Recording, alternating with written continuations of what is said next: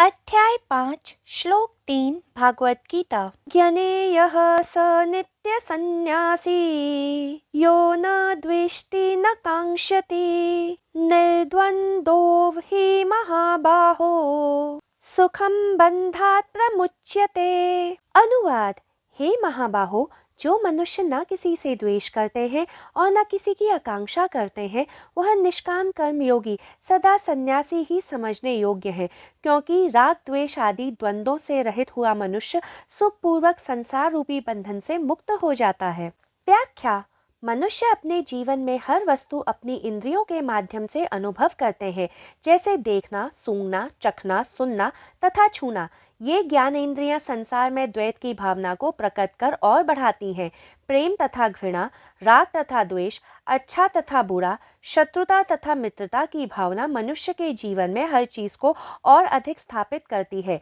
जैसे जैसे मनुष्य इंद्रियों के विषयों के साथ जुड़ता है तथा जीवन के बारे में सोचता तथा अनुभव करता है, द्वैत और भी गहरा होता जाता है। तो क्या द्वैत गलत है? ऐसा नहीं है, क्योंकि इस द्वैत के कारण ही सृष्टि का सृजन हुआ है। किंतु द्वैत में, इस द्वंद में फंसे रहना एक समस्या है। जो इस द्वैत में फंसा रहेगा वह परे को नहीं जान पाएगा। तब यह द्वैत मनुष्य के जीवन में एक बड़ी सीमा बन जाता है। जैसे संसार के सभी सुखों का स्रोत द्वैत है, उसी के विपरीत संसार के सभी दुखों का स्रोत भी द्वैत है। देखा जाए तो सुख या दुख दोनों एक ही सिक्के के दो पहलू हैं। मनुष्य न इस द्वैत को संभाल पाते हैं तथा न इससे पार पा सकते हैं।